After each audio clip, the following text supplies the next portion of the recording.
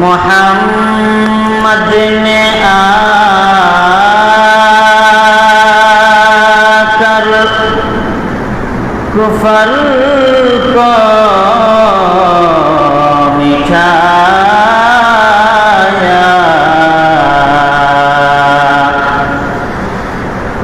कुफर को मिटाकर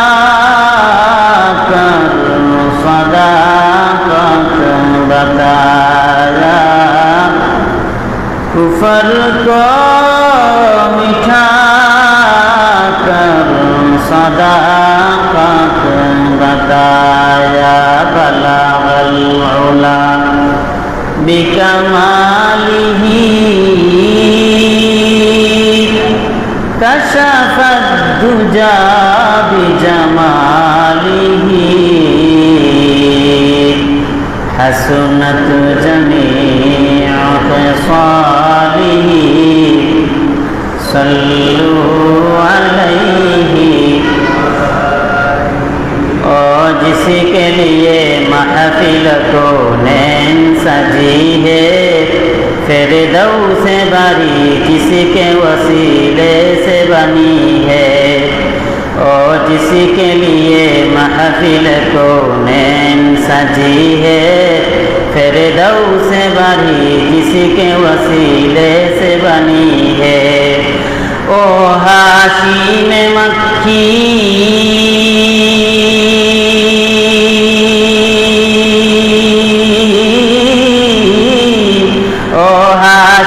में मक्की मदनीउल अरबी है।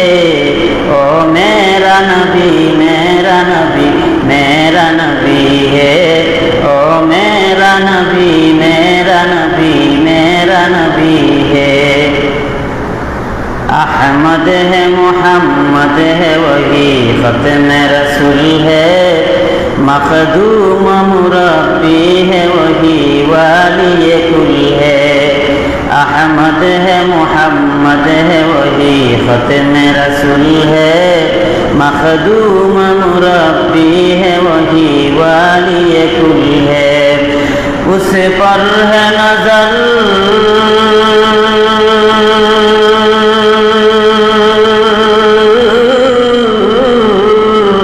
उस पर है नजर सारे ज़माने की लगी है। ओ मेरा नबी मेरा नबी मेरा नबी है। ओ मेरा नबी मेरा नबी मेरा नबी है। अल्लाह का फरमान अलम नशरह लक सदरक मंसूब है जिससे वरफ़अना लक ज़िक्रक। अल्लाह का फरमान अलम नशरह लक सदरक मंसूब है जिससे वरफ़अना लक ज़िक्रक। जिस ज़ात का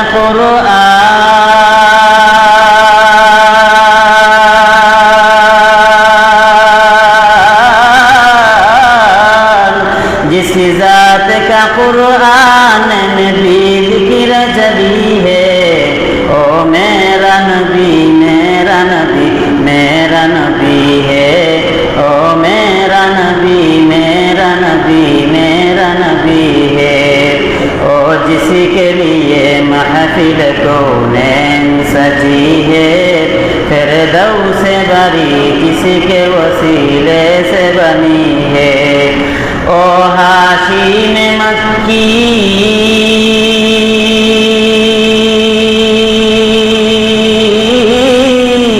ओ हाशिम मक्की मदनीउल अरबी है। ओ मेरा नबी मेरा नबी मेरा नबी है।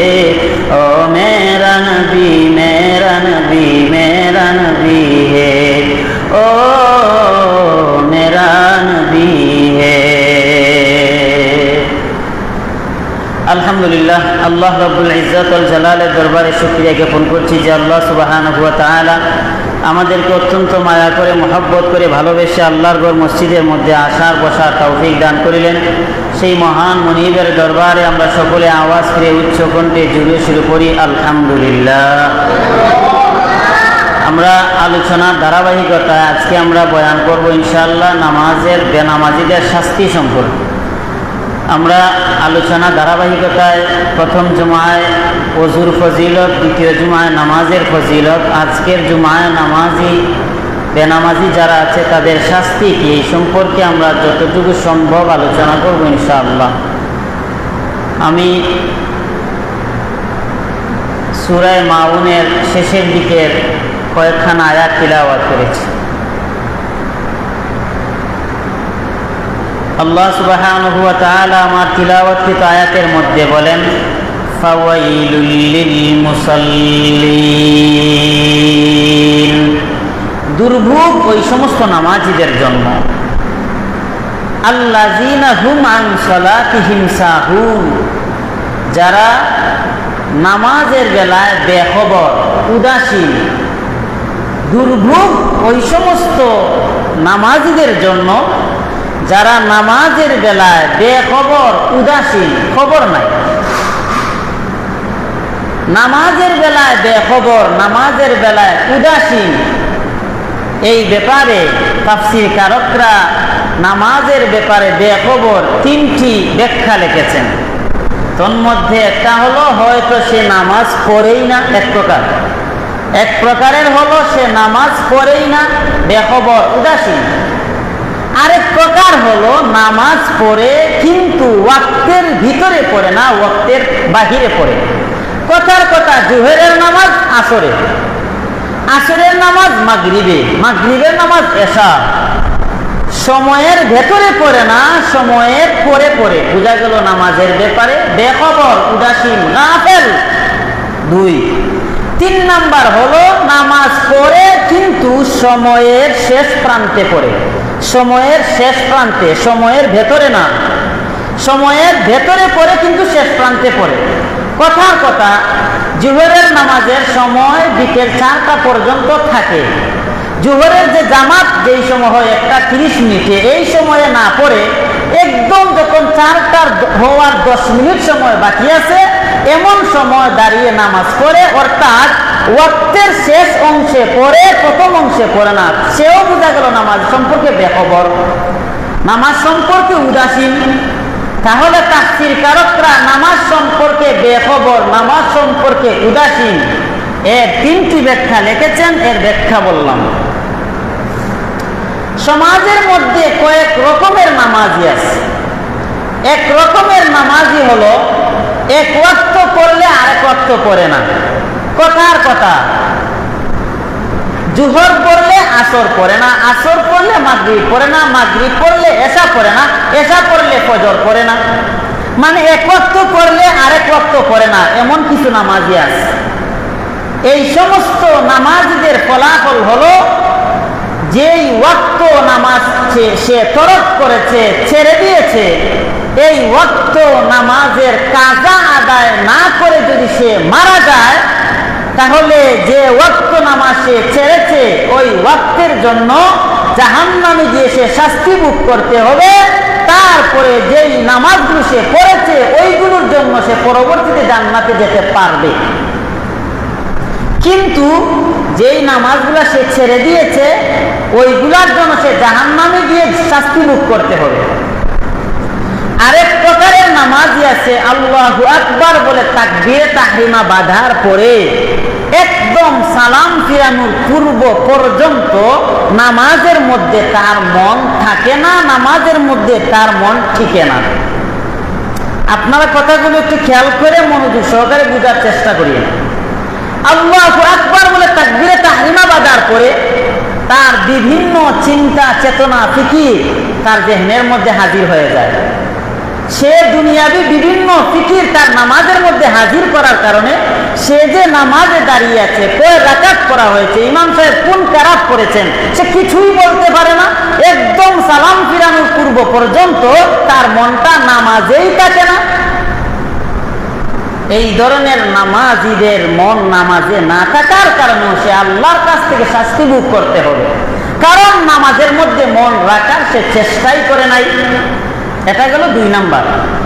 3 নাম্বারে আরেক প্রকারের নামাজি আছে, তারা হলো আল্লাহু আকবার বলে তাকবীরে তাহরিমা বাঁধার পরে যখন তার মনটা এদিকে সেদিকে চলে যায়, যখন তার মনটা শয়তান আসিয়া বিভিন্ন কাজে ব্যস্ত করে দিল, এমন সময় সে চিন্তা করলো যে আমি তো আল্লাহর সামনে দাঁড়িয়েছি, আল্লাহর সামনে দাঁড়িয়ে আমার মনটা এদিকে সেদিকে যেতে পারে না, আবার মনটা নামাজে নিয়ে আসে, আবার নিয়ে যায়, আবার সে নামাজ নিয়ে আসে, আবার শয়তান নিয়ে যায়, আবার নিয়ে আসে। এই যে শয়তানের সাথে একজন একটা যুদ্ধ করলো, জিহাদ করলো, রাসূল বলেন এই জন্য আল্লাহ তাকে মাফ করে জান্নাত দান করবেন। 3 প্রকারের নামাজ। 4 নাম্বার আরেক প্রকারের নামাজি হলো, মনে করেন নামাজের মধ্যে যখন তার মনটা এদিকে সেদিকে চলে যায়, তার মনটা এদিকে সেদিকে গেলে যদি আমার আল্লাহ দেখতে পায়, এই লোকটা যখন নামাজের বাহিরে গিয়ে একটি খারাপ কাজে নিয়োজিত হতে চায়, একটা মন্দ কাজে নিয়োজিত হতে চায়, তখন তার জেহনের মধ্যে চলে আসে, নামাজের মধ্যে মন এদিকে সেদিকে গেলে যদি আল্লাহ দেখতে পায়, এখন যে আমার মন এদিকে যায় সেদিকে যায়, এরপরে আমি যে খারাপ কাজের মধ্যে নিয়োজিত হচ্ছি, চুরি করছি, ডাকাতি করছি, লুটতরাজি করছি, এটাও তো আমার আল্লাহ দেখে। নামাজে মন এদিকে সেদিকে গেলে যদি আল্লাহ দেখে, এটাও তো আল্লাহ দেখে। না না, আমি এই কাজটা করতে পারি না, আমার আল্লাহ দেখতেছেন, শাস্তি আমার হবেই। 4 নাম্বারের নামাজি হলো যারা 3 নাম্বারের নামাজি থেকে শিক্ষা নিয়া তার নামাজের শিক্ষায় সমাজের দুর্নীতি থেকেও বেঁচে থাকে। এই ধরনের নামাজি হলো 4 নাম্বারের নামাজি। আর এদের বেলায় আমার আল্লাহ বলেন ইন্নাস সালাতা তানহা আনিল ফাহশাই ওয়াল মুনকার, নিশ্চয় নামাজ নামাজি ব্যক্তিকে মুনকার কাজ, মন্দ কাজ থেকে বাঁচায়। বলেন সুবহানাল্লাহ। 5 নাম্বার হলো নবীদের নামাজ। নবীদের নামাজ, এজন্য আল্লাহ রাসূল হাদিসের মধ্যে বলেন আল আম্বিয়াউ আহইয়াউন ফি কুবুরিহিম ইসাল্লুন। মায়া নবী বলেন সমস্ত নবীগণ কবরের মধ্যে জিন্দা, নামাজরত অবস্থায় আছেন। সুবহানাল্লাহ। সমস্ত নবীগণ কবরের মধ্যে জিন্দা, কোন নবী কবরের মধ্যে মৃত নয়, সমস্ত নবীগণ কবরের মধ্যে জিন্দা, তারা নামাজের মধ্যে আছে। মুসল্লিয়ানে কেরাম একটা জিনিস ভালো করে বুঝো, কবরের মধ্যে গিয়া যতই আমল করা হোক না কেন, কবরের মধ্যে গিয়া যতই আমল করা হোক না কেন, এগুলোর কোনো সওয়াব আল্লাহর কাছ থেকে পাওয়া যায় না। তুমি যদি কোরআনের খতম যদি একটা না 2টা নয়, হাজার হাজার খতম যদি তুমি করে ফেলো, কবরের মধ্যে গিয়া তোমার কোনো সওয়াব নাই। কিন্তু দুনিয়ার ময়দানে তাকিয়া তুমি যদি একবার সুবহানাল্লাহ বলো, এই সুবহানাল্লাহর বিনিময়ে আমার মহান আল্লাহ তোমার জন্য জান্নাতে একটা গাছ লাগাইবে।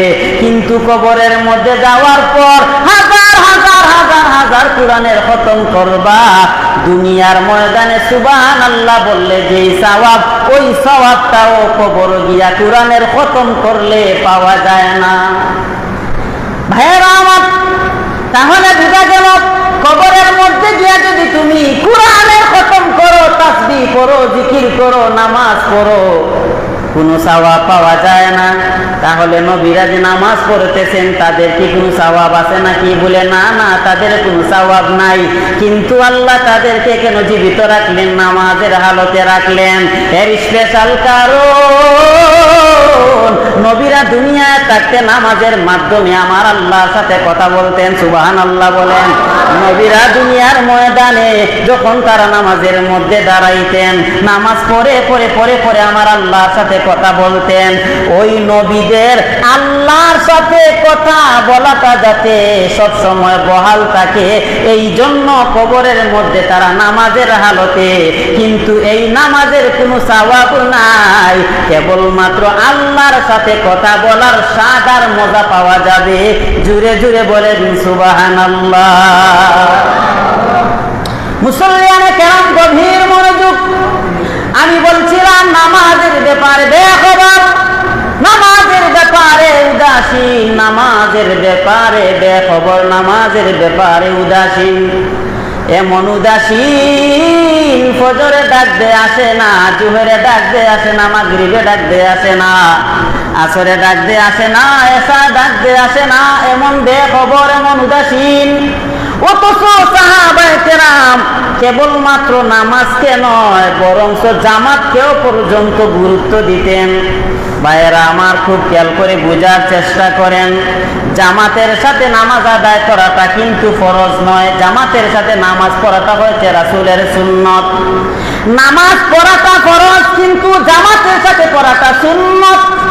ভালো করে বুঝো, কেউ যদি তার ঘরের মধ্যে নামাজ আদায় করে ফেলে, তার নামাজ কিন্তু আদায় হয়ে যাবে, কিন্তু জামাতের সাথে পড়ার যেই সুন্নত, এই সুন্নতটা তার পালন হলো না।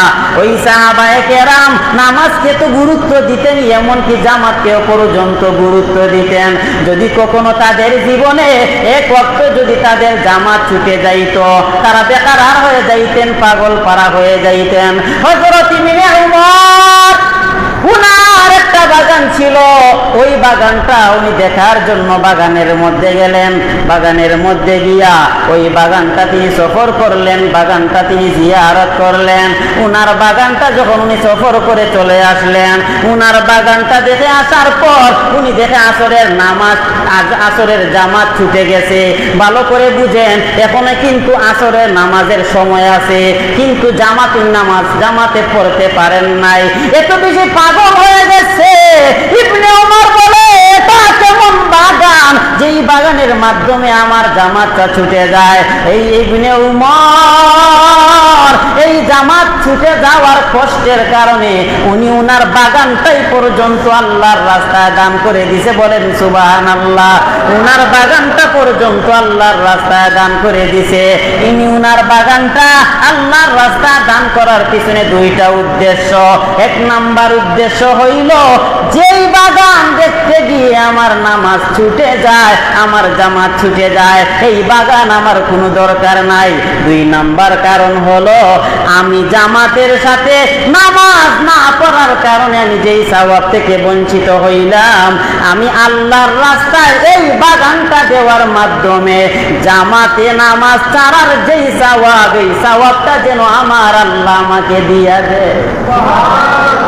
মুসল্লিয়ানে কেরাম গভীর মনোযোগ। তাদের মধ্যে জামাতের কত গুরুত্ব ছিল, নামাজের তো গুরুত্ব ছিল, এমনকি তাদের মধ্যে জামাতেরও গুরুত্ব ছিল। কিন্তু আমরা জামাত পড়ব তো দূরের কথা, ঘরের মধ্যেও আমরা নামাজ পড়তে চাই না। কোনো কাজ কাম নাই, কোনো প্রয়োজন নাই, কোনো প্রয়োজন নাই, কোনো কাজ কাম নাই, একদম বেকার রাস্তাঘাটে চলাচল করে, তারপরেও দেখা যায় নামাজে আসে না। আছে না নাই? কথা বলেন, আছে না নাই? কোনো কাজ নাই, কোনো কাম নাই। চিন্তা করে, আমি যখন মুরব্বী হয়ে যাব, আমার যখন দাড়ি পেকে যাবে, আমার যখন মুছ পেকে যাবে, তখন আমি নামাজের মধ্যে যাইব। আরে ভাই, তুমি এমন ভাবে কথা বলো যেমন তোমার আজরাইলের সাথে সাক্ষাৎ হয়েছে, যে তুমি কতদিন এই জমিনের মধ্যে থাকবে। মৃত্যুর তো কোনো গ্যারান্টি নাই। রাস্তার মধ্যে গেছো, তুমি নিজেও জানো না, হঠাৎ করে একটা গাড়ি এসে তোমাকে মাটির সাথে পিষে ফেললো, তুমি নিজেও জানো না, তুমি কেমনে মুরব্বী হওয়ার আশা করো। আর একটা কথা ভালো করে স্মরণ রাখো, তুমি যদি এক ওয়াক্ত নামাজও যদি ইচ্ছাকৃতভাবে ছাড়িয়া দুনিয়া থেকে চলে যাও, তোমার এই এক ওয়াক্ত নামাজের জন্য হলেও তোমাকে জাহান্নামে যাইতে হবে। এই এক ওয়াক্ত নামাজের শাস্তি জাহান্নামে বুক করার পর আমার আল্লাহ অবশিষ্ট নামাজের জন্য আপনাকে জান্নাতে দিবেন। এখন আপনি একটু চিন্তা করো, আপনি আপনার জীবনে কত নামাজ আপনি ছেড়ে দিয়েছেন, আপনি আপনার জীবনে কত ওয়াক্ত নামাজ আপনি ছেড়ে দিয়েছেন। খোদার কসম, একবার বুঝ হওয়ার পর থেকে নিয়া আজ পর্যন্ত আপনি যত নামাজ ইচ্ছাকৃতভাবে ছাড়লা, ওই নামাজের কাজ আদায় করিয়া যদি আমার আল্লাহর কাছে ক্ষমা না চাও, যদি আমার আল্লাহর কাছে মাফ না চাও, ও দয়ার মালিক, শয়তানের ধোঁকায় পড়িয়া দুনিয়ার লোভ লালসায় পড়িয়া আমাকে আজান হওয়ার সময় আমি নামাজের মধ্যে যাইতে পারি নাই, এখন আমি নামাজের কাজা আদায় করলাম, আপনি আমাকে ক্ষমা করে দাও, আপনি আমাকে মাফ করে দাও। তখন আমার আল্লাহ চাইলে ক্ষমা করতেও পারে, কিন্তু আপনি নামাজের কাজা না পড়িয়া আপনি যখন দুনিয়া থেকে চলে গেলেন, আপনার এই শাস্তিগুলা জাহান্নামে যতক্ষণ ভোগ না করবা ততক্ষণ পর্যন্ত জান্নাতে যাইতে পারবা না। এজন্য আমার ভাইয়েরা, এই নামাজকে গুরুত্ব দাও। এই নামাজের মাধ্যমে শরীরের মধ্যে কোনো গুনাহ পর্যন্ত থাকে না। আমার মায়ের নবী একবার সাহাবায়ে কেরামদেরকে বলেন, ও সাহাবায়ে কেরাম, তোমরা বলো, একটা ঘরের মধ্যে যদি একটা পুকুর থাকে, একটা ঘরের পাশে যদি একটা পুকুর থাকে, আর এই পুকুরের মধ্যে কেউ যদি দিনের 5 বার গোসল করে, তোমরা একটু জবাব দাও, তাহলে তার শরীরে ময়লা থাকার কোনো সম্ভাবনা আছে কিনা? সাহাবায়ে কেরাম বলেন, ইয়া রাসূলুল্লাহ, না না, কেউ যদি তার ঘরের পাশে একটা পুকুরের মধ্যে 5 বার গোসল করে, তার গায়ের মধ্যে ময়লা থাকার কোনো সম্ভাবনা নাই। এবার আল্লাহর নবী সাহাবায়ে কেরামদেরকে বলে, ও সাহাবায়ে কেরাম, শুনো, আমার কোন উম্মত যদি দিনের 5 বেলা ওযু বানাইয়া দিনে যদি 5 ওয়াক্ত নামাজ আদায় করে, আমি নবী বলে দিলাম তার গায়ের মধ্যে গুনাহের কোনো চিহ্ন থাকবে না। জুড়ে বলেন সুবহানাল্লাহ। মুসলমানে কেরাম, দিনের 5 বেলা আপনি যদি দিনের 5 বেলা ওযু বানাইয়া আপনি যদি নামাজ আদায় করেন, আপনার গায়ের মধ্যে গুনাহে কোনো চিহ্ন আপনার গায়ের মধ্যে থাকবে না। শুধু কি এখানেই শেষ? আপনি যখন সিজদার মধ্যে যাইবা, সিজদার মধ্যে যাওয়ার পর আপনি বলবা সুবহানা রাব্বিয়াল আ'লা। আমার আল্লাহ তখন ফেরেশতাদেরকে বলে, ও ফেরেশতাদের দল, আমার বান্দা সিজদার মধ্যে গিয়া কি বলে? এবার ফেরেশতারা আল্লাহকে বলে, আল্লাহ, আপনার বান্দা বলে আপনার চাইতে মহাপবিত্র আর কেউ নাই, কেউ নাই, কেউ নাই। ও ফেরেশতাদের দল, আমার যেই বান্দা আমার কুদরতি পায়ে গিয়ে বলে আমার চাইতে মহাপবিত্র আর কেউ নাই, আমি তোমাদের মতো ফেরেশতাদেরকে সাক্ষী রাখিয়া আমার বান্দার সমস্ত গুনাহ খাতা মাফ করিয়া আমার বান্দাকেও আমি পবিত্র বানাইয়া দিলাম। জুড়ে বলেন সুবহানাল্লাহ। মুসলমানে কেরাম, এই নামাজের কত দাম, আর এই নামাজ না পড়ার কত শাস্তি ভালো করে বুঝো। আল্লাহর নবী সাহাবায়ে কেরামদের সামনে হযরত মুসা নবীর একটা ঘটনা বর্ণনা করেন, একটু খেয়াল করে বুঝার চেষ্টা করেন। মুসা নবীর একটা ঘটনা বর্ণনা করেন। মুসা আলাইহিস সালাতু ওয়াস সালামের কাছে একদিন একজন মহিলা আসিয়া বলে, আপনি একটু আমার জন্য আল্লাহর কাছে দোয়া করেন, আল্লাহ যেন আমাকে ক্ষমা করে দেয়, আল্লাহ যেন আমাকে মাফ করে দেয়। মুসা নবী বলেন, তুমি কি এমন গুনাহ করেছো, আমি তোমার জন্য আল্লাহর কাছে ক্ষমা চাইব, মাফ চাইব? এই মহিলা মুসা নবীর কাছে আসার আগে নিজে আল্লাহর কাছে মাফ চেয়েছে, আল্লাহর কাছে ক্ষমা চেয়েছে, কিন্তু এত বড় অপরাধ করেছে, এই অপরাধ করার পর নিজের জানের মধ্যে শান্তি নাই। আহারে, আমার আল্লাহ কি আমাকে মাফ করবে, আমার আল্লাহ কি আমাকে ক্ষমা করবে নাকি? এজন্য মুসা নবীর কাছে আসিয়া বলে, আমাকে মাফ করার জন্য দোয়া করো। মুসা নবী বলেন, তোমার গুনাহটা কি আমাকে বলো। আমার মুসলমানে কেরাম গভীর মনোযোগ দিয়ে বোঝার চেষ্টা করেন। এই মহিলা ডাক দিয়া বলে, আমি অবৈধভাবে একটা মেলামেশা করেছি, অবৈধভাবে সম্পর্ক করার পর আমার গর্ভের মধ্যে একটা সন্তান চলে আসলো। এই সন্তান গর্ভে আসার পর আমি এই সন্তানটাকে ভূমিষ্ঠ করলাম। এই সন্তানকে ভূমিষ্ঠ করার পর এই সন্তানকে আমি আর জীবিত রাখি নাই, এই সন্তানকে জিন্দা অবস্থায় আমি জবাই করে ফেললাম। একটু বলা যাবে কি নাউজুবিল্লাহ, নাউজুবিল্লাহ। এই মহিলা মুসা নবীকে বলে, আমি এই সন্তানকে জিন্দা অবস্থায় জবাই করে ফেললাম।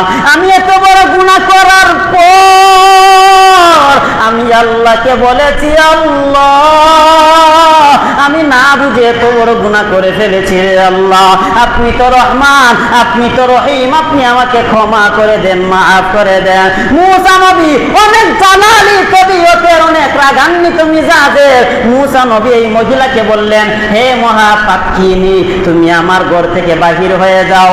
তোমার মতো গুনাহগার যদি আমার ঘরের মধ্যে থাকে, আসমান থেকে আগুন চলে আসবে, আগুন আসি আমাদের সবাইকে জ্বালায়া চারকার করে দিবে। তাহলে তুমি আমার ঘরের মধ্যে থাকতে পারবে না, বাহির হয়ে যাও।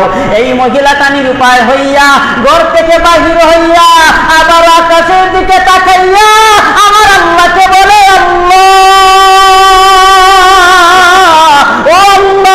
আপনি ছাড়া তো আমার কেউ নাই, আপনি ছাড়া আমাকে ক্ষমা করে নেওয়ালা কেউ নাই, আপনি ছাড়া আমাকে মাফ করে নেওয়ালা কেউ নাই।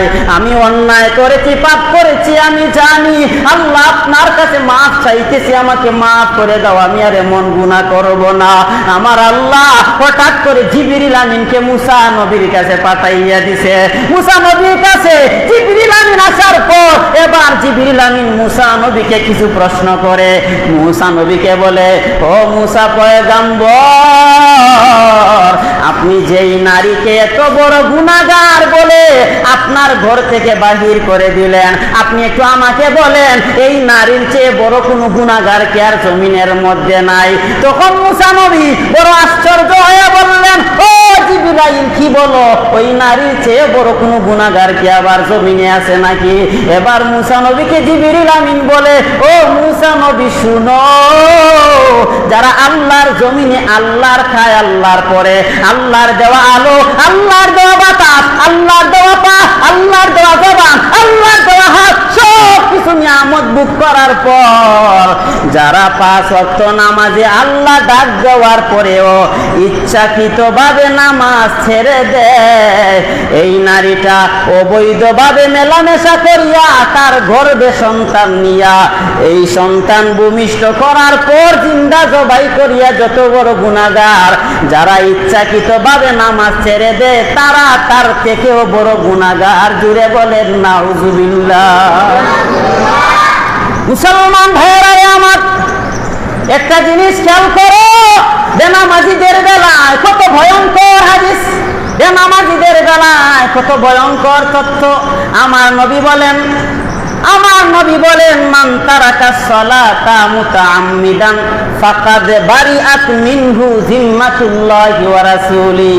আমার নবী বলেন, যারা ইচ্ছাকৃতভাবে নামাজ ছেড়ে দেয় তার উপর থেকে আল্লাহর জিম্মা চলে যায়, নবীরও জিম্মা চলে যায়।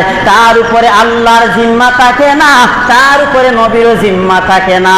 এখন তুমি চিন্তা করে দেখো, তুমি কেমন পরিমাণ পাপ করলা, কেমন পরিমাণ গুনাহ তুমি কামাইলা। এটা তো আমার কথা নয়, এটা তো আমার নবীর কথা।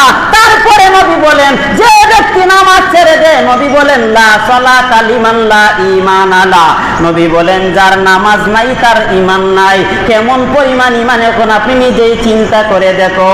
আপনি বড় বড় কথা বলেন, আমি নামাজ না পড়লে কি হবে, আমার ঈমানটা বড় মজবুত আছে। আরে ভাই, আপনার ঈমানের অবস্থা কোন পর্যায়ে এটা আমি মুল্লা বলার দরকার নাই, নবী বলে গেছেন। নবী বলেন যা নামাজ নাই তার ঈমান নাই। শুধু এখানেই শেষ না, ভিন্ন হাদিসে নবী বলেন লা সালাতা লিমান লা দীন আলা, নবী বলেন যার নামাজ নাই তার দিন নাই, তার ধর্ম নাই। কেমন মুসলমান তুমি হইলা? তুমি আরাম করে ঘুমাও, আরাম করে তুমি চলাফেরা করো, খেলাধুলা করো, কিন্তু নামাজে ডাক দেওয়া হয় আমার আল্লাহকে সেজদা দেওয়ার জন্য, তুমি একটু নামাজে আসতে পারো না রে ভাই। আমার মুসল্লিয়ানে কেরাম ভালো করে বুঝো, শুধু এখানেই শেষ না। আমার নবী বলেন যারা নামাজ ছেড়ে দেয়, যারা ইচ্ছাকৃতভাবে নামাজ ছেড়ে দেয়, এই বান্দার যখন মৃত্যুর সময় হয়ে যাবে, এই বান্দাকে যদি তামাম দুনিয়ার সমস্ত পানি একত্রিত করার পর সমস্ত পানি যদি তাকে দেওয়া হয় পান করার জন্য, সমস্ত পানি পান করবে, তারপরেও তার পানির পিপাসা যাবে না, পানির পিপাসা যাবে না। নবী বলেন বেনামাজি যেখানে সেখানে বেইজ্জত হতে পারে, অসম্মানী হতে পারে, কারণ বেনামাজির উপরে আল্লাহর জিম্মা নাই, বেনামাজির উপরে নবীরও কোনো জিম্মা নাই।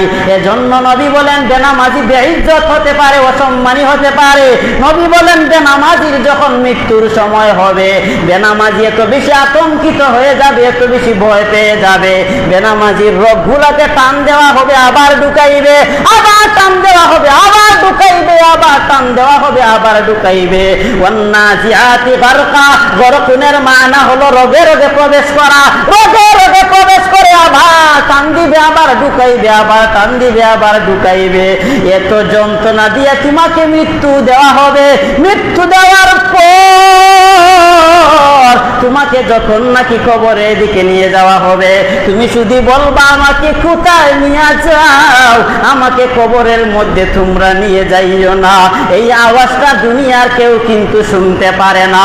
কবরের মধ্যে রাখার পর আমরা যখন কবর দিয়া চলে আসি, তখন বেনামাজি ডাক দিয়ে বলে আমাকে রেখে তোমরা যাইও না, আমার বড় ভয় হয়, আমাকে রেখে তোমরা যাইও না, আমাকে রেখে তোমরা যাইও না। ও মুসলমানে কেরাম, এই আওয়াজগুলা কিন্তু কোনো মানুষ শুনতে পারে না। আমার নবী বলেন মানুষ ছাড়া প্রত্যেকটা প্রাণী এই শাস্তি দেখতে পায়, শুনতে পায়। সুবহানাল্লাহ। মানুষ যদি এই শাস্তি নিজ চোখে যদি শুনতে পারতো, দেখতে পারতো, মানুষ ভয়ের কারণে কবরের পাশ দিয়ে অতিক্রম করতো না। এজন্য আপনারা মাঝে মধ্যে দেখবেন, আমি ছোটবেলায় নিজেও অনেক গরু আমরা জমিনের মধ্যে রেখেছি। মাঝে মধ্যে আমার গরু আমি নিজেই দেখতাম কোনো কবরস্থানে যখন খানা খাইতো, হঠাৎ করে কবরস্থান থেকে লাফ দিয়ে উপরে চলে আসতো, একটা লাফ দিয়ে দৌড় মারতো। আমি নিজেও তখন বুঝতাম না গরু কিসের জন্য লাফায়, গরু কিসের জন্য এমন ভাবে দৌড় দেয়, এটা আমি তখন নিজে অনুভব করতে পারতাম না। কিন্তু যখন নবীর হাদিস পড়লাম, নবী বলেন মানুষ ছাড়া প্রত্যেকটা প্রাণী কবরের শাস্তি কান দিয়া শুনতে পায়। ও মুসলমানে কেরাম, একটা জিনিস চিন্তা করো, কবরের মধ্যে যাদের শাস্তি হয়, এটা যদি প্রাণীরা শুনিয়া দৌড় দেয়, আমরা মানুষ যদি শুনতাম, দেখতাম আমাদের কেমন হালত হয়ে যাইত। ও বেনামাজি ভাইয়েরা, এখনো মনটাকে বুঝাও। আরে তুমি যেই পরিবারের জন্য সময় ব্যয় করছো, এই পরিবার তোমাকে কিন্তু বাঁচাতে আসবে না। তুমি যেই ঘরের জন্য কষ্ট দিচ্ছ, তোমার শ্রম ব্যয় করছো, এই পরিবারও কিন্তু তোমাকে বাঁচাতে আসবে না। প্রত্যেকেই নিজের বোঝা নিজেই বহন করতে হবে, কারো বোঝা কেউ বহন করবে না। তারপরেও তুমি কেন বোঝো না? কিসের জন্য বুঝতে চাও না? কিসের জন্য নামাজের সময় হলে তুমি নামাজে আসো না? তোমার কি এমন সমস্যা, তোমার কি এমন অসুবিধা? এখনো মনকে বুঝাও। জমিনের মধ্যে যতদিন থাকবো আর নামাজ ছাড়বো না, অবশ্যই অবশ্যই নামাজ পড়বো, এটা মনটাকে বুঝাও। এরপরে তো শেষ না। আমার নবী বলেন এই গুনাহগারকে কবরে রাখার পর, আমার নবী বলেন এই গুনাহগারের উভয় পাশের মাটিটা সংকীর্ণ হয়ে চলে আসবে। বেনামাজির কবর এভাবে সংকীর্ণ হয়ে আসবে, উভয় পাশের মাটি এভাবে সংকীর্ণ হইয়া তার উভয় এই দুই রানের মধ্যে একটা চাপ মারবে। চাপের কারণে একটা পাঁজরটা ভেঙে আরেকটা পাঁজরের ভিতরে ঢুকে যাবে। আমার ভাইয়েরা, একটু চিন্তা করো, এটা তুমি কেমনে সহ্য করবা? দুনিয়ার ময়দানে কেউ যদি একটা লাঠির আঘাত দেয়, কেউ যদি একটা বেত্রাঘাত করে, আমরা কিন্তু সহ্য করতে পারি না। ওই মাটিতে যাওয়ার পর মাটি যখন তোমাকে আঘাত করবে, তোমার পাঁজরের হাড্ডিগুলা ভেঙে চুরমাচুর হয়ে যাবে, তখন তুমি কেমনে সহ্য করবা রে ভাই? শুধু তো এখানেই প্রশ্ন। আমার নবী বলেন বেনামাজিদের কবরের মধ্যে জাহান্নামের আগুন জ্বালায় দেওয়া হবে। তোমার কবরের মধ্যে দাউ দাউ দাউ দাউ দাউ দাউ করে আগুন জ্বলতে থাকবে। শুধু যে আগুন জ্বলবে তা না, আমার নবী বলেন বেনামাজির কবরের মধ্যে একটা সাপের ব্যবস্থা করে দেওয়া হবে। এই সাপটা আবার স্বাভাবিক কোনো সাপ না। আমার নবী বলেন বেনামাজিদের কবরে যেই সাপটা দেওয়া হবে এই সাপের দুইটা চক্ষু থাকবে জাহান্নামের আগুন দিয়া বানানো। এই সাপটা কেমন বড় হবে? আমার নবী বলেন কেউ যদি আজকে থেকে হাঁটা শুরু করে দেয় 1 মাস পর্যন্ত যতটুকু পরিমাণ জায়গা সে চলাচল করবে এতটুকু পরিমাণ লম্বা হবে তোমার জন্য একটা সাপ। এরপরে এই সাপটা যখন তোমাকে কামড় মারবে আমার নবী বলেন এই গায়ের মধ্যে 70,000 বছর পর্যন্ত ব্যথা করবে। আমার ভাইয়েরা কেমনে বুঝায়? নবী বলেন এই ব্যথার কারণে শরীরের গোশতগুলা একদম পচে খসে খসে খসে খসে জমিনের মধ্যে পড়ে যাবে। ও আমার ভাইয়েরা, এরপরে তুমি কেমনে নামাজ ছাড়ো? শুধু এখানেই শেষ নয়, তোমাকে যখন ডাকি, যখন নাকি তোমাকে প্রশ্ন করা হবে আল্লাহকে, নবীকে, ইসলাম কি, তখন তুমি জবাব দিতে পারবে না। তোমার শাস্তি শুরু হওয়ার পরে আমার আল্লাহ বলবে ফেরেশতাদের দল, আমি আল্লাহ তাকে এত নিয়ামত দিলাম, এত নিয়ামত ভোগ করার পর আমি আল্লাহ ডাকে সে সাড়া দেয় নাই। দুনিয়ার ময়দানে কেউ যদি কাউকে একটা রিক্সা কিনে দেয়, যে রিক্সা কিনে দেয় তার কাছে ওই লোকটা বড় সম্মানী হয়ে যায়। কেউ যদি কাউকে একটা দোকান কিনে দেয়, যে দোকান কিনে দেয় এই লোকটা তার কাছে সম্মানী হয়ে যায়। কেউ যদি কাউকে ক্ষমতায় বসায়, যে ক্ষমতায় বসাইছে ওই লোককে দেখলে তার চেহারাটা ছেড়ে দেয়। আমার আল্লাহ বলে এই গোলামকে আমি আল্লাহ কত কিছু দিলাম, আমি আল্লাহ চক্ষু দিলাম, বিনিময়ে আমি আল্লাহকে কি দিল? আমি আল্লাহ হাত দিলাম, বিনিময়ে আমি আল্লাহকে কি দিল? আমি আল্লাহ জবান দিলাম, বিনিময়ে আমি আল্লাহকে কি দিল? আমি আল্লাহ আলো দিলাম, আমি আল্লাহ কত সুন্দর করে পানির ব্যবস্থা করলাম, আমি আল্লাহ কত সুন্দর করে রাত্রে ঘুমানোর ব্যবস্থা করলাম, এর বিনিময়ে আমি আল্লাহকে বান্দা কি দিল? এই বান্দা তো আমাকে কিছুই দেয় নাই। ও ফেরেশতাদের দল, তার কবরের মধ্যে আযাব তোমরা জারি করে দাও। কেমন আযাব হয়ে যাবে? তোমার বিছানাটা হয়ে যাবে জাহান্নামের বিছানা, তোমার পোশাকটা হয়ে যাবে জাহান্নামের পোশাক, তোমার কবর থেকে জাহান্নামের দরজাটা খুলে দেওয়া হবে। তুমি যখন যা তাকাইয়া জাহান্নাম দেখবা, জাহান্নাম দেখলেই তোমার ভিতরে শাস্তি শুরু হয়ে যাবে। আমার মুসল্লিয়ানে কেরাম, শুধু এখানেই শেষ না, যখন নাকি হাসরের ময়দানে যাইবা, হাসরের ময়দানে যাওয়ার পরে তোমার হিসাব নিকাশের পর তোমার আমলনামা বাম হাতে চলে আসবে। বাম হাতে আসার পর আমার আল্লাহ ফেরেশতাদেরকে বলবে, ও ফেরেশতাদের দল, এই বান্দার আমলনামা সোজা হাতের মধ্যে দিবা না। ও ফেরেশতাদের দল, তার বুকটাকে ছিদ্র কর, তার বুকটাকে ছিদ্র করিয়া তার বুকের ভিতর দিয়া তার বাম হাতটা ঢুকাইয়া দে। তার বাম হাতটা ঢুকানোর পর এই বাম হাতটা একদম এই পিঠের দিকে বাহির হবে। এবার আল্লাহ বলবেন তাকে তার আমলনামা দিয়ে বলো পড়ার জন্য। ফেরেশতারা আল্লাহকে বলে, আল্লাহ এই বান্দার হাত পিছন দিকে, তার মাথা হলো সামনের দিকে, তাহলে সে কেমনে পড়বে? এবার আল্লাহ বলে ফেরেশতাদের দল, তার মাথাকে ধরিয়ে একটা বুছর দিয়া পিছনের দিকে নিয়ে যাও। পিছনের দিকে যখন নেওয়া হবে এবার তোমার হাতে আমলনামা দেওয়া হবে। হাতে আমলনামা দিয়ে বলা হবে ইকরা কিতাবাকা কাফা বিনাফসিকাল ইয়াউমা আলাইকা হাসিবা। ওরে বান্দা, কি আমলনামা দুনিয়ায় করলে? এটার দিকে তাকা আর পড়তে থাক, এটার দিকে তাকা আর পড়তে থাক। তুমি তখন কেমনে বাঁচবা রে ভাই? তোমার তো বাঁচার কোনো উপায় নাই। এরপরে আমার আল্লাহ রাব্বুল আলামিন মুমিন বান্দা থেকে তোমাকে আলাদা করে নিয়ে যাবে। আমার আল্লাহ তা নিজেই বলেন, ওয়ামতাজুল ইয়াউমা আইয়ুহাল মুজরিমুন। আমার আল্লাহ মুজরিমিন যারা গুনাহগার, যারা পাপিষ্ট, যারা তারা নেককার থেকে আলাদা হয়ে যাবে। এই আলাদাটা আবার কেমন হবে? দুনিয়ার ময়দানে দেখবেন যখন ডানগুলাকে বাতাসের নিচে বাছুনি দেওয়া হয়, চুচাগুলা অটোমেটিকলি দূরে সরে যায়। আমার আল্লাহ আল্লাহ কুদরতি ভাবে এমন একটা বাতাস দিবেন যেই বাতাসের মাধ্যমে গুনাহগার গুলা মুমিন থেকে আলাদা হয়ে যাবে। তুমি দুনিয়ার ময়দানের একটা চুচার মতো, তোমার কোনো দাম আমার আল্লাহর কাছে নাই। ও মুসল্লিয়ানে কেরাম, একদম দরদ দাঙ্গা হৃদয় নিয়ে আমি আপনাদেরকে বলছি, কারো প্রতি আমার কোনো হিংসা নাই, কোনো মারামারি নাই, একমাত্র খালিস নিয়তে বলছি। এই বেনামাজিদের শাস্তির বয়ান আমি যতই বর্ণনা করব আমার দ্বারা বয়ান করে শেষ হবে না। তুমি কেমনে নামাজ ছেড়ে দেউরে ভাই, এরপরে যখন তুমি জাহান্নামে চলে যাইবা। দুনিয়ার ময়দানে অনেক সময় দুইটা বন্ধু একসাথে চলাচল করে, এক বন্ধু আজান হলে নামাজে যায়, আর এক বন্ধু নামাজের মধ্যে যায় না। আর এক বন্ধু বলে, যা রে বেটা যা, এখন যা, আমি এখনো মুরব্বী হই নাই, আমার এখনো বিয়ে শাদী বাকি, এখনো আমার দাড়িও উঠে নাই, মুছও উঠে নাই, আমি এখন নামাজে যাব না, মুরব্বী হওয়ার পরে যাইব।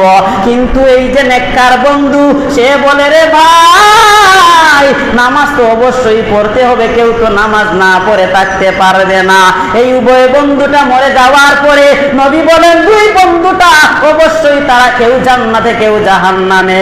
জাহান্নামীকে এই জান্নাতি প্রশ্ন করবে, মা সালাকাকুম ফি সাকার, তুমি কিসের জন্য জাহান্নামে আসলা?